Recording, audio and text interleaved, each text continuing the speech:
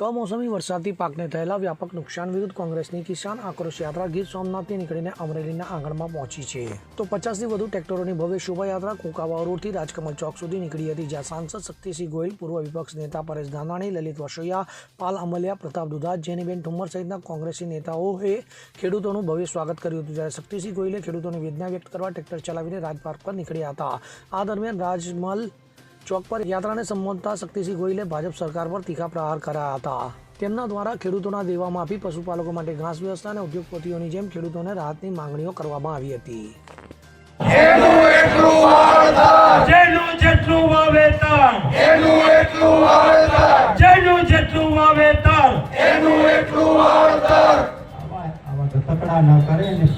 પૂરી સહાય ખેડૂતોને આપે, કારણ કે એમના પાપે આ થયું છે.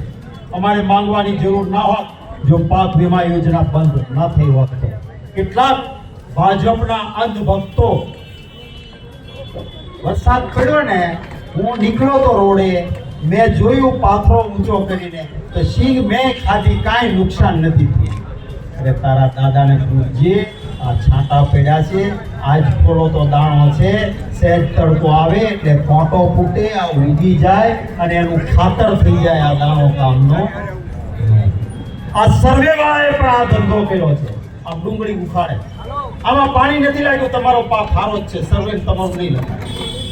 અરે ભાઈ, આમાં પાણી ભરાયું છે.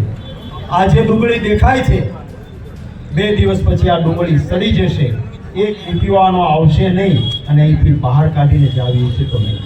ડાંગરનો પાક કરનાર લોકોની પણ આ જ હાલત થઈ. કપાસની ઉપર પાણીનું ટીપું ઝેર જેવું થાય, એનો તાંતણો લાંબો થઈ જાય અને એની કોઈ પણ પ્રકારની જ્યારે વેચવા જઈએ ત્યારે કિંમત યોગ્ય ના મળે. આપ યાદ કરજો, એ દિવસ મનમોહનસિંહજીની સરકાર હતી, સોનિયા ગાંધીજીનું નેતૃત્વ હતું, વિદેશ નીતિ એવી રીતે બનાવી નિકાસની કે ગુજરાતના ખેડૂતોએ 1400 થી લઈને 1500 રૂપિયા સુધીમાં, મેં પોતે પણ લીમડામાં બીટી કોટન એ ભાવમાં વેચ્યો હતો. આ ભાજપના નેતાઓએ કહ્યું હતું, મેં 3 आय दुगनी कर दूंगा, किसान की आय दुगनी हो जाए.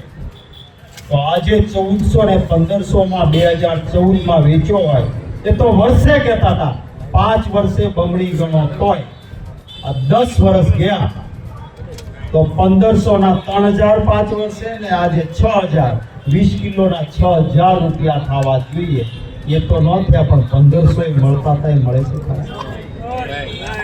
ત્યારે આ વાત લોકોની વચ્ચે જઈને કરજો, અને ખેડૂત જીવતો હશે, દેશ આપણો સમૃદ્ધ બનશે. આ જ શબ્દો સાથે આપ સૌનો આભાર માનું છું. ગમ તકતા તાપમાં આપ સૌ 20 રૂપિયાનું પડીકું પકડાવી દીધું. સાહેબ, આ 3520 રૂપિયામાં અમારા ખેડૂતોની 10 દિનની દાડી નો થાય.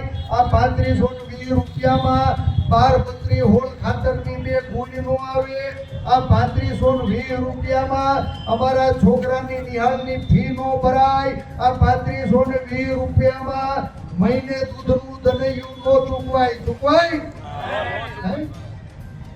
દાદા, આ તમારા 3520 રૂપિયામાં અમારા કરિયાણાની દુકાનના ખાતા ચોખ્ખા નહીં થાય. અમે તો અમારા ખેડૂતના ખાતા ચોખ્ખા કરવાની માગણી કરી હતી, ખેડૂતોને સંપૂર્ણ વળતર ચૂકવવાની માગણી કરી હતી. અને આ સરકાર લાગે છે કે મોટા મોટા ઉદ્યોગપતિઓના 21 લાખ કરોડ માફ થઈ ગયા. ભાજપની સરકારમાં મોટા મોટા ઉદ્યોગપતિઓના 21 લાખ કરોડ માફ થઈ ગયા. અને આ કમોસમી માવઠામાં જીવન જીવવા સંઘર્ષ કરી રહેલો ખેડૂત હતો ને, બિચારા ખેડૂત બધા છેતરાઈ ગયા. સાહેબ, મારા જિલ્લાના છેતરાયેલા ખેડૂતોને જીવવાની આશ બંધાય, એટલે આ ભાકમ જેવા આગેવાનોના ખૂબ મોટા બળની જરૂર છે. હું આમંત્રિત કરું આપણે. Bureau report, CN24 news. હવે જુઓ દેશ દુનિયાની તમામ ખબરો તમારી આંગળીના ટેરવે. ઉઠાવો મોબાઈલ અને Google Play Store પરથી ડાઉનલોડ કરો અમારી CN24 ન્યૂઝ મોબાઈલ એપ.